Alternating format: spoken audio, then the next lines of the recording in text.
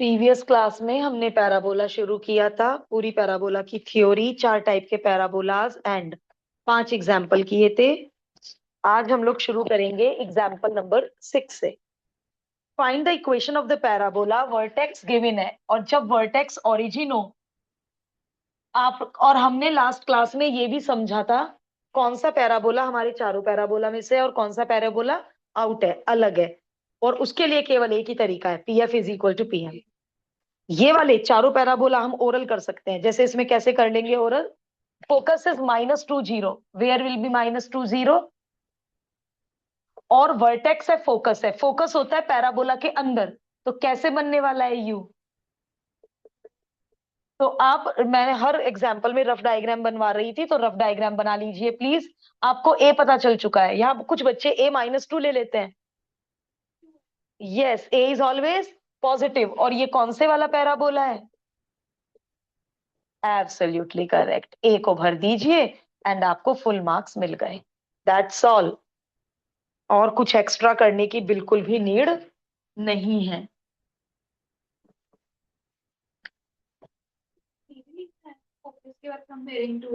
हाँ लिख, नहीं कंपेयरिंग टू नहीं, ये तो इक्वेशन निकालनी है। कंपेयर तो तब करते हैं जब ए पता। अच्छा, फोकस को कंपेयर किया, हाँ, लिख दीजिए। जितना एक्स्ट्रा और जितना डिटेल देंगे उतना अच्छा है बेटे। Find the equation of the parabola, vertex at origin symmetric, y axis से सिमेट्रिक। तो वाई एक्सिस से सिमेट्रिक तो बेटे ऊपर भी हो सकता है, नीचे भी, अपवर्ड भी, डाउनवर्ड भी। अब कैसे पता करूं? इन्होंने कहा वर्टेक्स ओरिजिन है, ओके। ऊपर वाले यू का वर्टेक्स भी ओरिजिन होता है, नीचे वाले यू का वर्टेक्स भी ओरिजिन होता है। इसकी भी axis of symmetry y axis होती है, इसकी भी axis of symmetry y axis होती है। मैं कैसे पता करूं ये कौन से पैराबोला की बात कर रहे हैं? बताइए, हाउ शेल आई नो ये कौन से पैराबोला की बात कर रहे हैं? कैसे पता करूं? डाउनवर्ड कैसे पता किया? Very good. पासिंग थ्रू 2-3, और 2-3 होगा at every cost, fourth quadrant में। तो इसमें 2, -3 पैराबोला के ऊपर कैसे लाई करेगा? तो आपको वो कोई ना कोई इशारा देंगे जिससे आप चारों में से एक पैराबोला बड़े आराम से पता लगा लोगे। क्या इक्वेशन होती थी डाउनवर्ड की?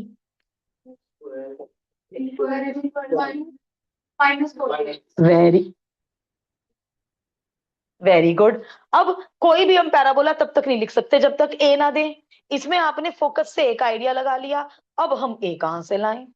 बिन ए को वैल्यू भरेंगे तभी तो पैराबोला बनेगा। कहां से लाऊं? जैसे सर्कल में HKR भरना पड़ता था, तब इक्वेशन ऑफ सर्कल बनती थी। पैराबोला के लिए तो बस ए मिल जाए कहीं से। सोचो, सर्कल में कितनी मेहनत की आप लोगों ने, एक एक क्वेश्चन क्लास में किया आप लोगों ने।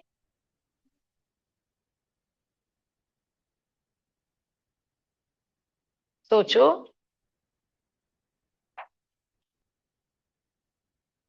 आद्विका आप सोचो जरा, कुछ तो बताओ, ए कहां से लाऊं, स्मॉल ए? यस।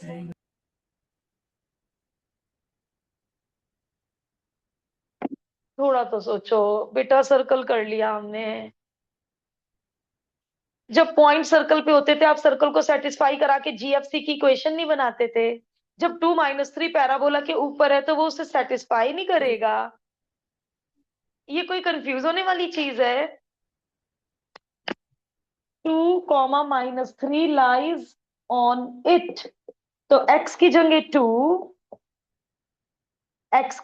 2, वाई की जगह -3। Get the value of A, put the value of A and parabola तैयार। इतना इजी। हम सर्कल के इतने मुश्किल क्वेश्चन कर चुके हैं, इतने इजी में अटक गए। क्या आया ए का value? So the equation of the parabola will be,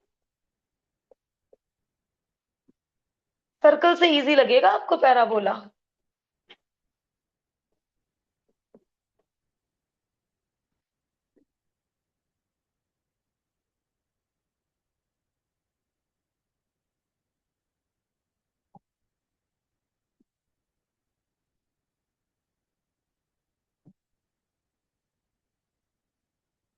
और ये रफ डायग्राम तो इतनी मदद करते हैं हमारी, जबरदस्त मदद।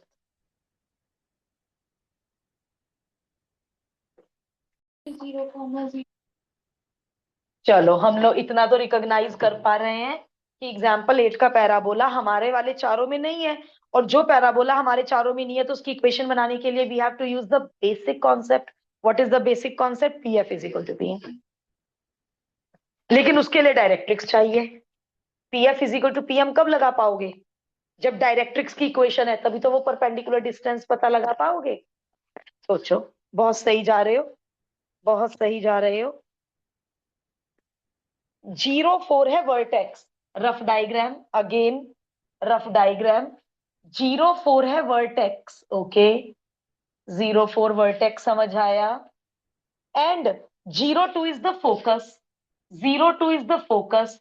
फोकस होता है पैराबोला के अंदर, तो ऊपर वाला यू तो बन नहीं सकता, नीचे वाला यू ही बनेगा पक्का, क्योंकि फोकस होता है वर्टेक्स के अंदर, para I mean to say parabola के अंदर।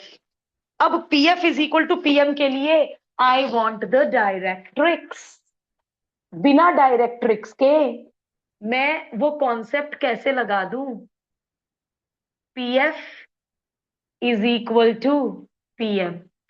ये कॉन्सेप्ट तो तभी लग सकता है, पॉइंट को हम हमेशा एक्स कॉमा वाई लेते हैं, जब हमें फोकस हमें पता है, डायरेक्ट्रिक्स पता चल जाए, तभी और तभी डायरेक्ट्रिक्स की इक्वेशन कुछ मान लेते हैं।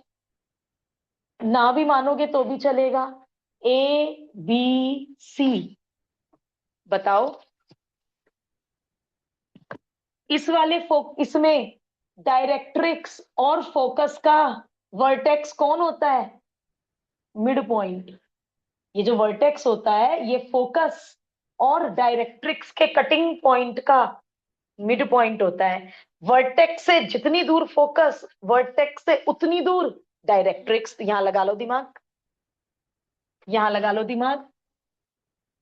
Because V is the mid point of C F, इसलिए C के कोऑर्डिनेट्स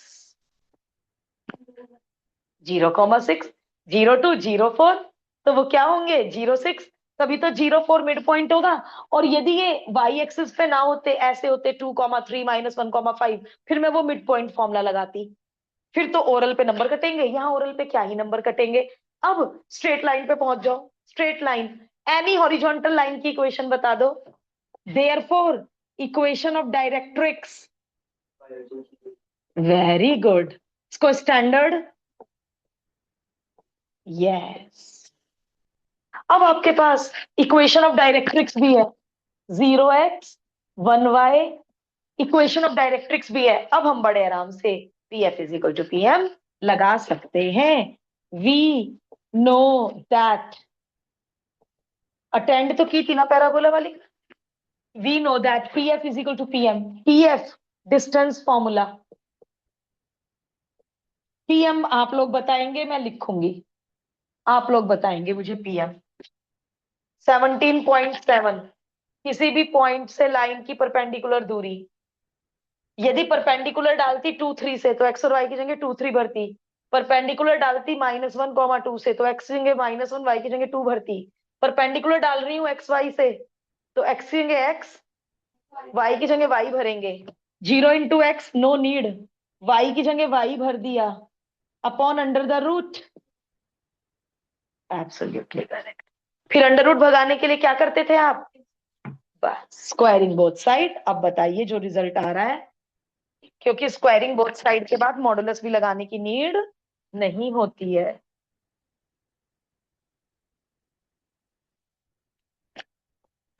एग्जाम्पल 5 रिपीट कर लेना, उसमें यहाँ 3 टर्म थी, याद आ रहा है? और यहाँ पे 3 टर्म थी, जो टेढ़ा पैराबोला का डायग्राम बनाया था हमने।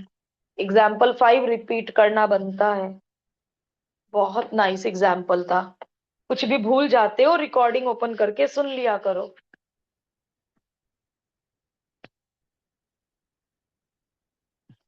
बहुत ही नाइस एग्जाम्पल है ये वाला भी।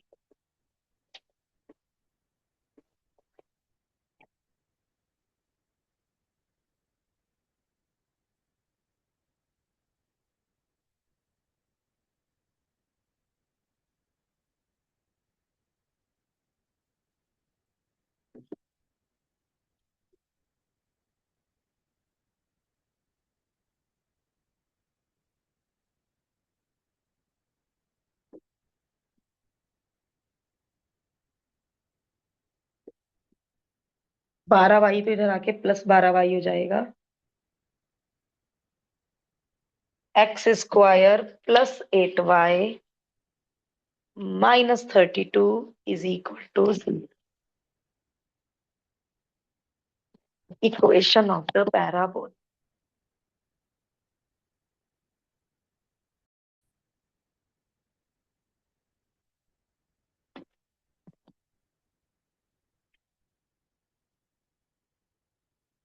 इक्वेशन ऑफ डायरेक्ट्रिक्स भी चाहिएगी फिर तो, वो दे रखी है। अच्छा, चलो लेट मी रीड। मैंने अभी एग्जाम्पल 9 नहीं पढ़ा, आप लोग करना शुरू कर दो, मैं अभी रीड करती हूँ।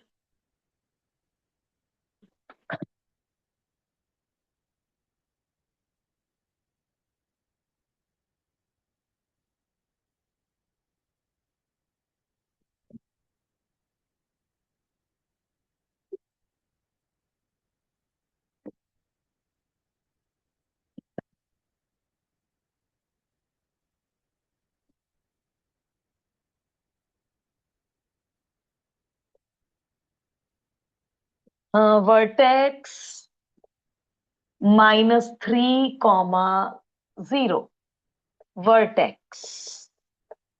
ओके।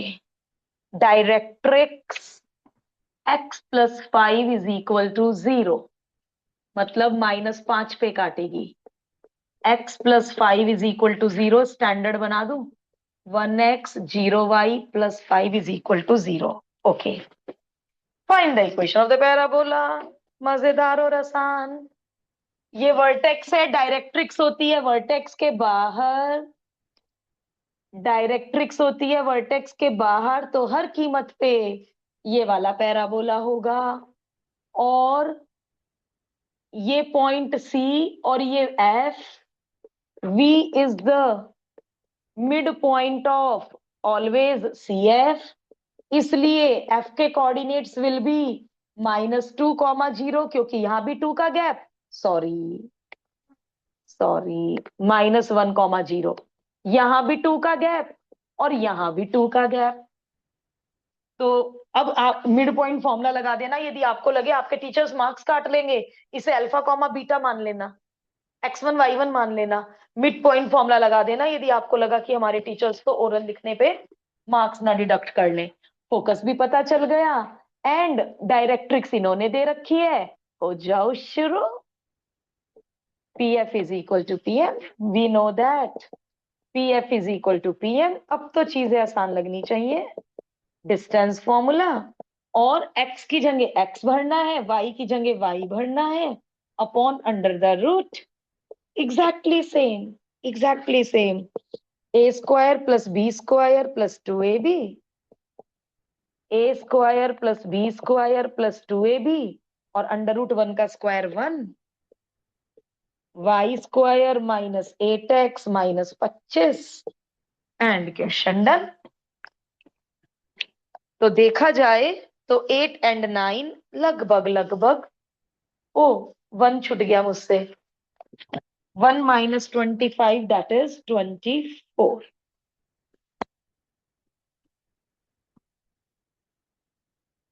तो 8 और 9 लगभग एक जैसे हैं। अब 10 और 11 डिफरेंट, डिफरेंट। पहले 10 जैसा कुछ नहीं है 10 और 11 में, एंड इम्पॉर्टेंट, 10 और 11 में से आपको कोई एग्जाम में मिल जाए तो कोई आश्चर्य नहीं। मेरे हिसाब से 10 and 11 both are very important and different. Different होने के कारण भी टीचर 10 11 एग्जाम में दे देते।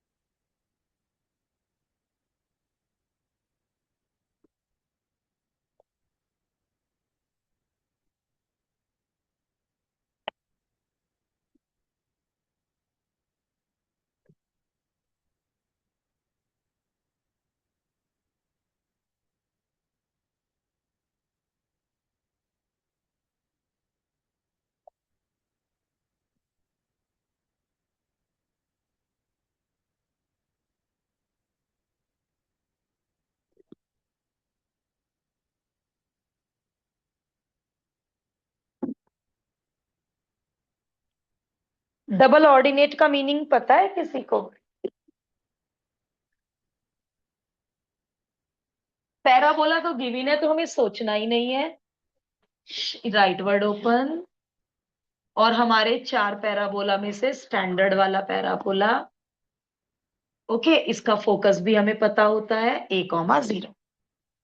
डबल ऑर्डिनेट है जिसकी लेंथ 4a है, फोकस मत बनाओ, क्योंकि लेटस रेक्टम जाता है फोकस से, और उसकी लेंथ होती है 4a। ये कोई और है।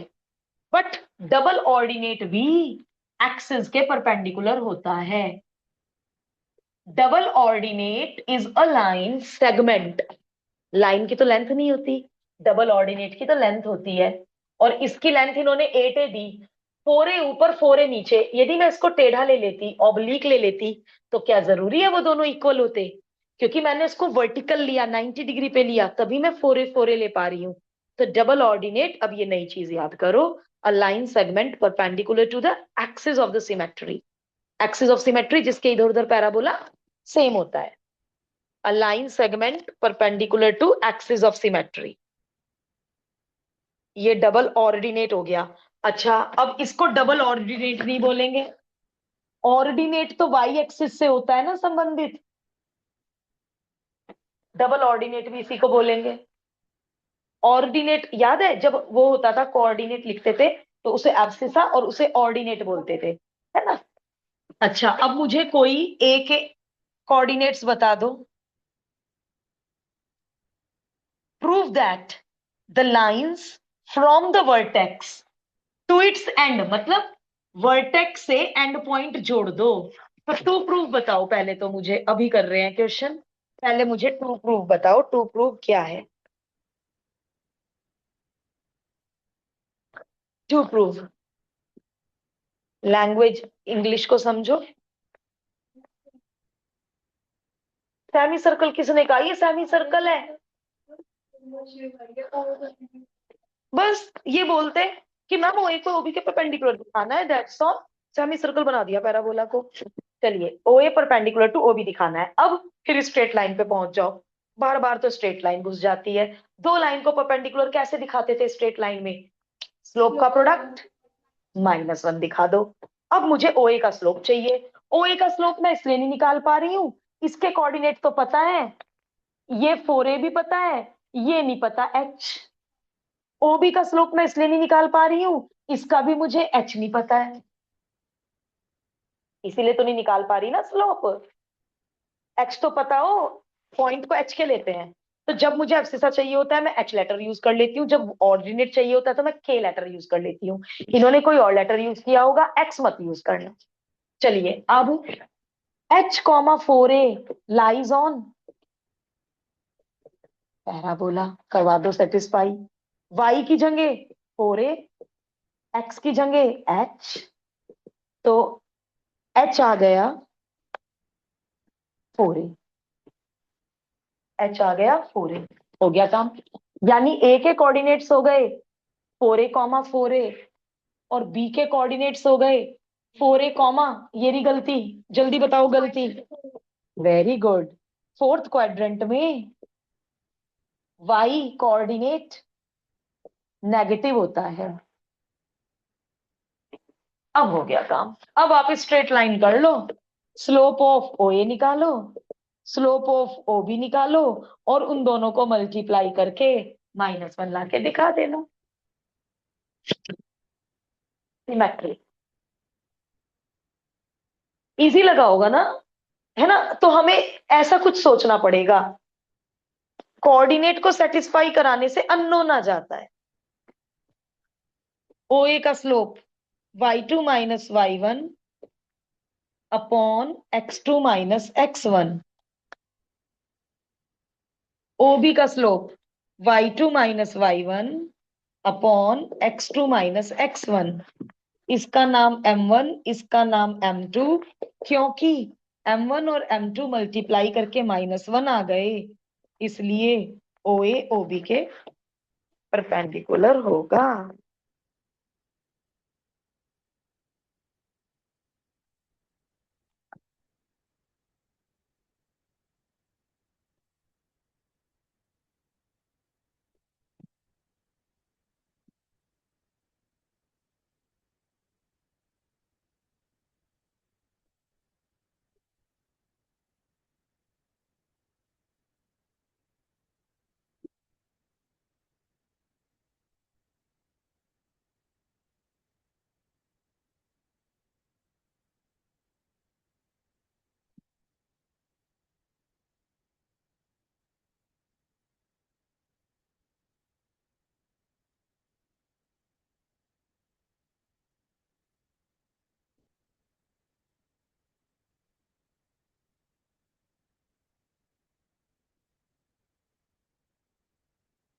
You prepare for your December test, no homework, 18.2 class में ही करेंगे कल।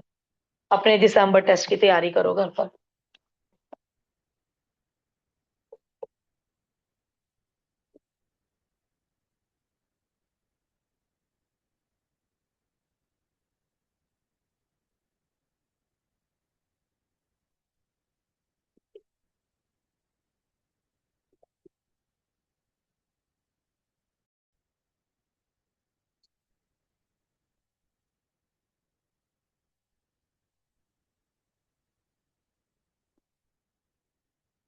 सोच रहे हो और ऐसा लग रहा है जैसे सही सोच रहे हो, तो आप अपना सॉल्यूशन बोर्ड से मैच कर सकते हैं, है ना।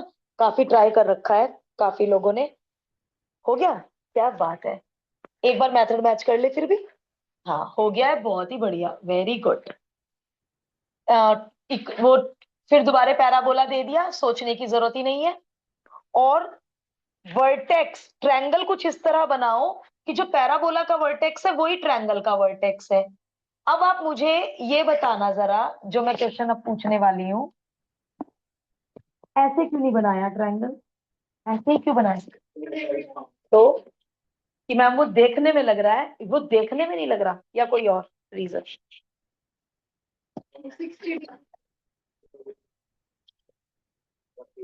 हाँ बिल्कुल। Perpendicular from the code, from the perpendicular from the vertex bisects the base. मतलब ऑल्टीट्यूड और मीडियन कोइंसाइड करते हैं इक्विलेटरल ट्रायंगल में। यहां तो किस, मान लो मैं ऑल्टीट्यूड डालने लगी, तो ये देखो जरा, ये इतना छोटा, ये इतना बड़ा, यदि ऑल्टीट्यूड अलग से डालने लगे, तो ये डायग्राम तो एब्सोल्युटली रॉन्ग हो गया। सबसे पहली बात। दूसरी बात, ओ ए, ओ बी और ए बी तीनों इक्वल होगी, आपने क्या एज्यूम किया, मैं भी आपके वाला एज्यूम कर लेती हूँ, एल, ओके। ये भी एल, ये भी एल। अब बिकॉज ये इक्विलेटरल ट्रायंगल है, तो वो तो इक्विलेटरल ट्रायंगल के कारण ही है ये, because O A B is equilateral triangle, तो इसलिए OC will be perpendicular to A B and AC will be equal to C B. ये दो बात भी बतानी पड़ेंगी, ये दो बात भी बतानी पड़ेंगी कि इक्विलेटरल ट्रायंगल है तो इसलिए ओसी एबी के परपेंडिकुलर है, और एसी और सीबी इक्वल है, और इसलिए एसी और सीबी दोनों L/2 L/2। सारी बातें बतानी पड़ेंगी। अब मुझे एल चाहिए, यहां मुझे एच चाहिए था, तो क्या किया आपने, कैपिटल ए के कोऑर्डिनेट पैराबोला में सेटिस्फाई कराए। तो अब मुझे किसी तरह काश कैपिटल ए के कोऑर्डिनेट्स मिल जाएं, और किसी भी पॉइंट के कोऑर्डिनेट्स के लिए हॉरिजॉन्टल और वर्टिकल डिस्टेंस चाहिए होती है। वर्टिकल डिस्टेंस तो L/2 है, ये कहां से लाऊं, ओसी। दो तरीके, दो तरीके। एक तरीका Pythagoras, O A C, L square is equal to O C square plus L square by 4, O C square is equal to 3 L square by 4, O C is equal to √3 L/2, O C is equal to √3 L/2। एक तरीका। दूसरा तरीका, दूसरा तरीका, in triangle O A सी, ये हो गया 30 degree, ये 90, ये 60 डिग्री, ये पूरा 60 है ना, दोनों ट्रायंगल कॉन्ग्रुएंट है ना, तो 30 30 हो गया। तो जब ये 30 डिग्री हो गया, मुझे चाहिए बेस, और ये कौन है, ये क्या है, हाइपोटेन्यूस। कुछ भी यूज कर लूं यार, कुछ भी, कॉस से भी हो रहा है, टेन से भी हो रहा है, साइन से नहीं होगा। साइन में तो ये दो चीजें, मुझे बेस चाहिए, बेस कॉस में भी आता है, बेस, क्योंकि अब हम ट्रिग्नोमेट्री हम छोड़ चुके, छोड़ आए वो गलियां, ट्रिग्नो तो काम ही नहीं आएगी अब, है ना, ट्वेल्थ में भी नहीं ट्रिग्नो अप्लाइड में। बेस अपॉन हाइपोटेनियस, तो ये वाला बच्चा अवॉइड करता है, cos 30 √3/2, तो ये बच्चा अवॉइड करता है, पाइथागोरस तो सबको आता ही है। देयरफॉर ए के कोऑर्डिनेट्स हो गए, and A lies on parabola, इसको सेटिस्फाई करा दो, एल ही चाहिए। अच्छा, अब ये क्वेश्चन कोर में भी है, तो मेरे कोर के दो चार बच्चे पता क्या परेशान है कि मैम एल के आंसर में स्मॉल ए आ रहा है, स्मॉल ए कहाँ से लाएं, जो पैराबोला इन्होंने दिया है उसमें स्मॉल ए है, तो मेरे आंसर में भी तो स्मॉल ए होगा। मान लो पैराबोला होता y² = 8x, y² = 16x, question में ए ना होता तो मेरे आंसर में भी ए ना आता। जब मेरे क्वेश्चन में ही ए है, तो आंसर में भी तो ए आएगा, तो answer will be in the terms of, मतलब उनका क्वेश्चन बहुत मुझे, उन्होंने पूछा मैम ए की वैल्यू कहाँ से लाएं, ए की वैल्यू तो मांगी ही नहीं, आंसर ए की टर्म्स में ही आएगा। वाई की जगह L/2, एक्स की जगह √3 L/2। अब एल से एल क्यों काट दिया, एल तो वेरिएबल है, मैं तो मना करती हूँ वेरिएबल काटने के लिए, क्योंकि एल कुडंट बी जीरो। देखो, यदि मैं इसे इधर भेज के एल कॉमन लूंगी तो आइदर एल जीरो और bracket zero, but L couldn't B zero. तो जो जीरो नहीं हो सकता उसको आप दोनों तरफ से काट सकते हैं, इट कुड बी कैंसल्ड। क्या बचा, 2 2 जा 4, L = 8a√3। यही तो चाहिए, मैच करना आंसर, यही चाहिए, लेंथ ऑफ इक्विलेटरल ट्रायंगल। कितना नाइस क्वेश्चन है, कैसे एग्जाम में नहीं आ सकता। मतलब पैराबोला के तो बेटा 11 के 11 एग्जाम्पल बहुत नाइस हैं। आप लोगों को जब भी टाइम मिलेगा मेरे टेस्ट के लिए, अभी टेस्ट डेट अनाउंस नहीं हुई है, आप इन 11 को तो रिपीट कर डालना बस, रिपीट, पूरे 11 के 11 रिपीट कर डालना। कोई भी एग्जाम्पल, सब एग्जाम्पल बहुत नाइस थे। ये मैंने ट्रायंगल अलग से इसलिए बनाया, यदि मैं इसमें 30 डिग्री बना देती तो आपको लगता कि यूज करना जरूरी है। ये मेथड 2 में मैंने ट्रायंगल ही उठा के अलग बना दिया।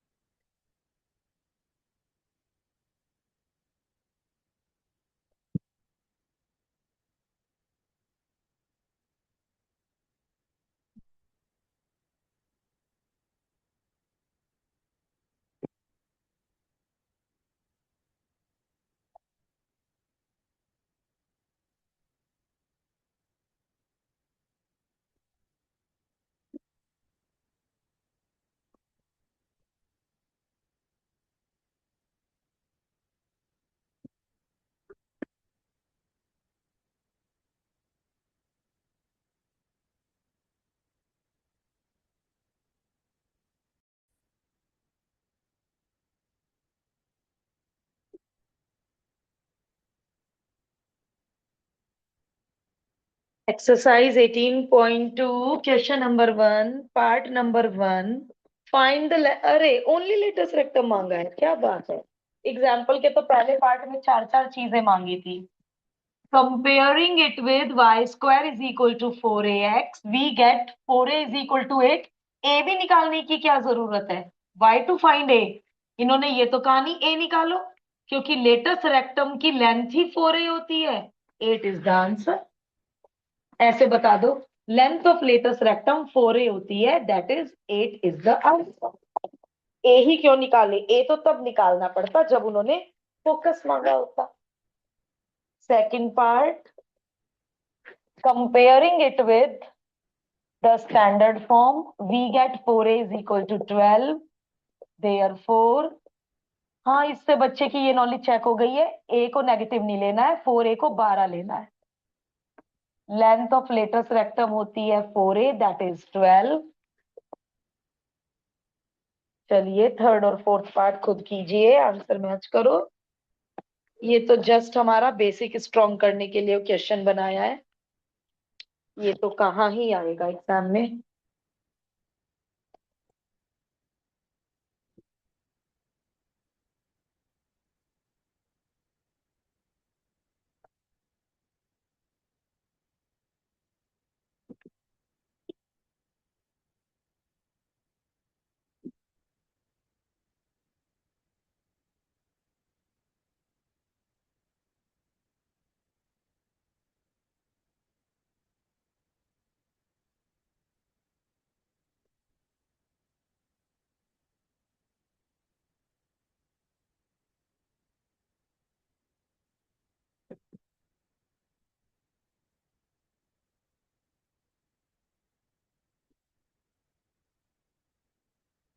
क्वेश्चन नंबर 2 में ए निकालना पड़ेगा क्योंकि फोकस चाहिए, और फोकस में ए की रिक्वायरमेंट होती है।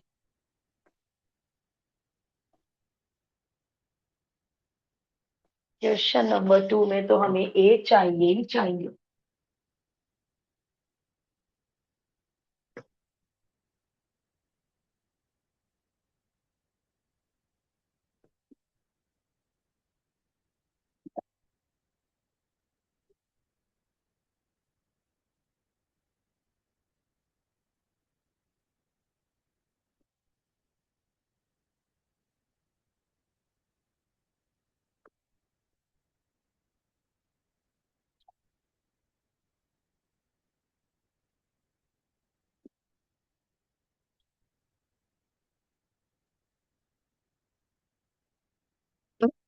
Again the same language, comparing it with 4a is equal to 12, a is equal to 3। बस इसमें आप फोकस गलत ना लिख दें।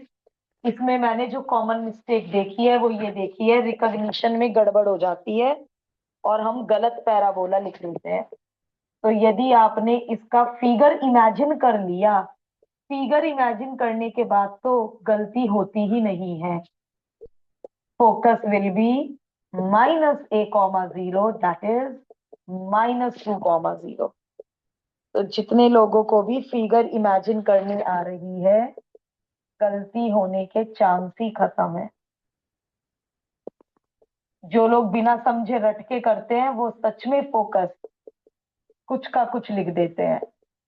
0,a, that is 0,4। And fourth part, y square x square is equal to -9y, 4a is equal to 9, a is equal to 9/4। Downward open, इसलिए downward open का focus होना चाहिए 0,-a, दैट इज 0,-9/4। चलो भाई, ये तो क्वेश्चन 1 एंड 2 बहुत easy निकले। ओके, क्वेश्चन 3 में फोकस भी, एक्सिस ऑफ पैराबोला भी, इक्वेशन ऑफ डायरेक्ट्रिक्स भी, and length of latus rectum भी। चार पार्ट के चार चार पार्ट करने हैं। तो question 3 will be the last question for the day. 3 हमारा लास्ट क्वेश्चन होगा आज। कल हम क्वेश्चन 4 से क्लास में ही शुरू करेंगे।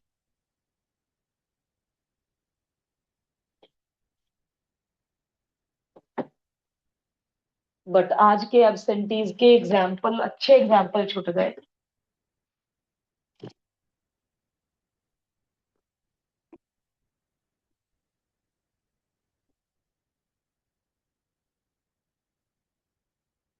y square is equal to 12x, 12x comparing it with the standard one। हाँ, अब एक एक चीज उठाते हैं। कोऑर्डिनेट्स ऑफ फोकस, क्या बोला आपने? बिल्कुल सही, 3,0। B part, axis of parabola. भाई मैं तो रफ डायग्राम बना लूं। बेटा आपको भी ये बात समझ आएगी कि रफ डायग्राम के बाद कोई चीज गलत नहीं होती। एक्सिस ऑफ पैराबोला यदि हमने हड़बड़ाहट में उल्टा पुल्टा लिख दिया, अब तो साफ दिख रहा है। X axis is the axis of parabola. इसे एक्सिस ऑफ सिमेट्री भी बोलते हैं। Third part is equation of directrix. तो जब मुझे ये पता है कि ये 3,0 है, तो मुझे पता है इक्वेशन ऑफ डायरेक्ट्रिक्स इधर 3 दूरी पर होगी। बिल्कुल, x इज इक्वल टू -3। तो गलती होने की प्रोबेबिलिटी बहुत कम हो गई रफ डायग्राम से। D part, length of latus rectum. ये तो एवरग्रीन है, मतलब चारों में सेम है। Length of latus rectum is 4a, that is 12। तो ये हो गए हमारे चारों पार्ट।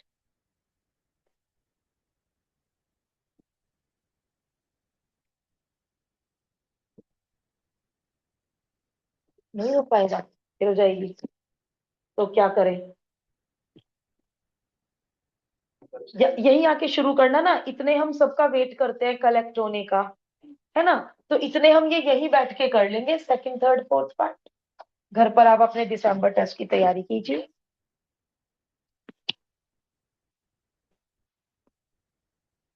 ओके।